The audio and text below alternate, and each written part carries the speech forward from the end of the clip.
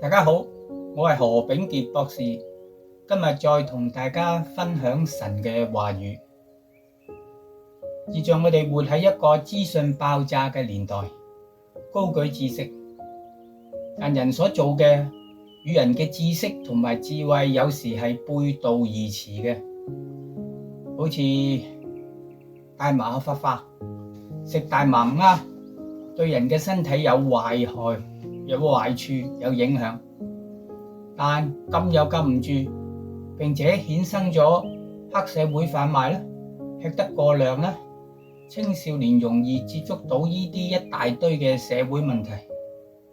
咁樣喺加拿大解決嘅方法就係消閒大麻合法化，成人食就冇問題，你有知識，並且你有自由做自己喜歡嘅事。但青少年就兩樣都唔得，因為佢又冇知識，又冇自由做自己喜歡嘅事，所以凡向青少年販賣大麻嘅就罰。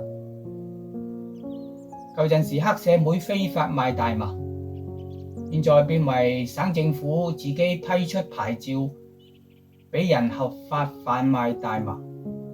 變相政府賣毒品，食大麻係我嘅自由，我有知識，食幾多，幾耐食一次，唔會對身體有害，唔會上癮，我就食大麻嗎？呢啲係我哋點樣以愛心運用知識同埋自由嘅問題。今日嘅講題係以愛心使用知識，經文係哥林多前書第8章第1到第13節。我哋祈禱，慈悲天父上帝，求你賜下話語，賜下恩言，讓我哋能夠明白，能夠遵行。祈禱奉耶穌名而求，阿門。我哋要明白同埋掌握今日呢段經文同埋從中得着益處。我哋首先要明白當時哥林多呢個城市嘅背景。哥林多係一個羅馬帝國異教嘅城市，當時嘅異教徒都會喺佢哋異教廟宇向佢哋所敬拜嘅神獻上祭牲、牛、羊等等。呢啲祭牲就會喺呢啲廟宇被宰殺，同埋獻俾佢哋所拜嘅神。但好多時候廟宇有太多呢啲獻過祭牲嘅肉，食又食唔完，又唔好浪費。你想佢哋會點樣做呢？就係賣俾當地嘅肉店，讓佢哋轉賣俾市民。而廟宇又可以得到一啲嘅現金，並且呢啲肉店當宰殺牲畜嘅時候，按當地人嘅迷信同埋風俗習慣，佢哋會將呢啲牲畜獻俾呢啲嘅偶像。佢哋以為呢啲嘅偶像就會保護呢啲肉唔會為邪靈入侵，以致進入咗吃呢啲肉嘅人嘅身上。所以喺哥林多市場上所販賣嘅肉，大多數都係與獻過祭俾偶像有關聯。哥林多嘅信徒到肉店買肉，佢哋係無法知道呢啲肉有否獻祭過俾偶像，於是好多信徒就唔買肉食，免得吃咗呢啲肉而令到與呢啲偶像有關係。並且當地好多公眾嘅聚會都會喺廟宇舉行，廟宇就好似現在我哋嘅酒樓、餐館、宴會廳咁樣。呢啲哥林多信徒參唔參加呢啲嘅廟宇舉行嘅聚會呢？食唔食呢啲飲宴上嘅肉就成為佢哋嘅難題。如果佢哋唔參加，基本上佢哋就會與當地社群沒有接觸。參加又有參與偶像崇拜嘅危險。呢啲嘅背景就產生咗呢段經文同埋保羅嘅教導。神喺舊約利未記俾咗以色列人有明文嘅飲食條例，好似利未記嘅第11章、第17章等。弟兄姊妹留意，生活某方面聖經係有明文條例嘅，我哋當然要跟住去遵行，但某方面就沒有條例。其實仍然有條例讓我哋遵行，就係按住整本聖經俾我哋嘅教導同埋大原則嚟做。例如基督徒應唔應該吸煙，應唔應該打麻雀。今日我嘗試從呢段經文中找到一個永恆嘅真理同埋行事嘅原則，應用喺我哋信徒日常嘅生活中。第一大點就係以愛心使用知識。第一細點就係所有人都有一定嘅知識。哥林多前書第8章第1節，論到祭偶像之物，我們曉得我們都有知識，但知識是叫人自高自大，唯有愛心能造就人。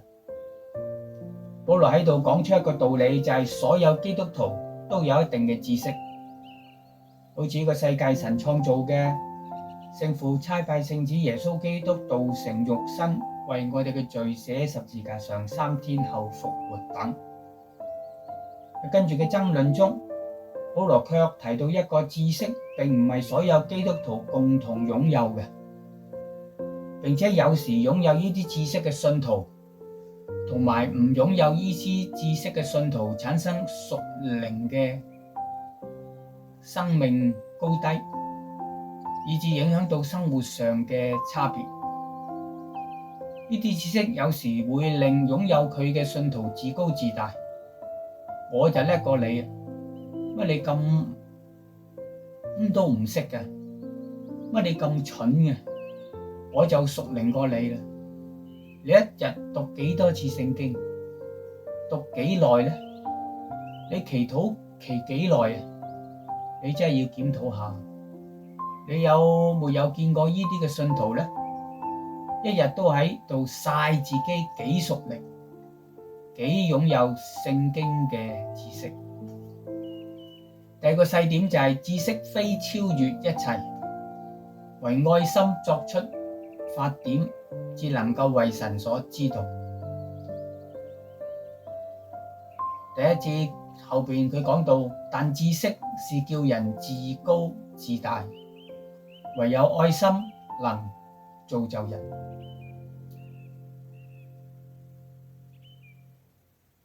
但經文教導我哋，知識唔係大晒嘅。現在係一個資訊爆炸嘅年代，有咩事大家就上互聯網去查資料。現在加上 AI 嘅功能，小嘅就係食咩有益，大嘅患咗咩病有咩醫治嘅方法，食咩藥都上網找到答案。並且有些人時常以專家自居。有人對佢嘅醫生講，個維基網咁樣講嘅喎，你點解唔俾我依個嘅療程食依啲嘅藥呢？依隻藥有依啲嘅副作用嘅喎，你想害死我？知識可以讓人自高自大，好似吹一個氣球咁樣，至終會點樣啊？吹下吹下就爆。但經文最後話咩呢？唯有愛心能造就人。愛心唔會令人自高自大，反而愛心令人看到自己嘅不足。因為有愛心嘅信徒卻讓愛人愛神呢個誡命嚟引導自己行為。單單嘅知識會讓人自高自大，並且令我哋與人相交嘅時候太冷漠，太沒有人情味，沒有恩典。第二節，若有人以為自己知道什麼，按他所當知道的，他仍是不知道。當你有知識，以為自己乜嘢都知道嘅時候，但唔以愛心運用呢啲嘅知識，經文話喺神嘅眼中，佢其實仍然係唔知道，因為呢啲知識唔能夠幫助佢明白神嘅心意，明白自己，明白眾人嘅光景。第三節，若有人愛神，這人乃是神所知道的。經文講到以愛心運用知識，就係愛神嘅行動。咁樣呢個人乃是神所知道的。咩係神所知道的？知道呢個詞彙喺聖經係一個好重要並重複使用嘅詞彙。知道並唔單單係理性上一啲嘅知識，好似我知道1+1等於2，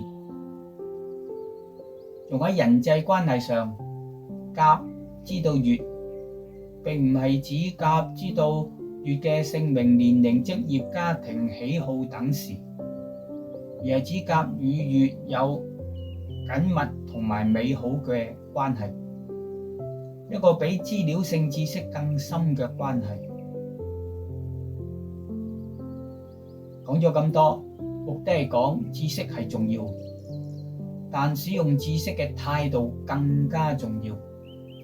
用愛心使用知識最重要，因為當我哋咁樣做嘅時候，我哋係神所知道嘅，意思就係與神有一個良好親密嘅關係。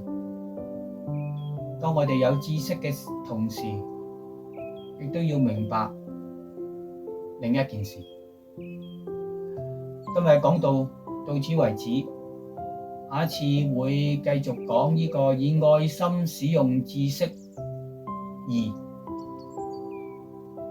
多謝大家，再見。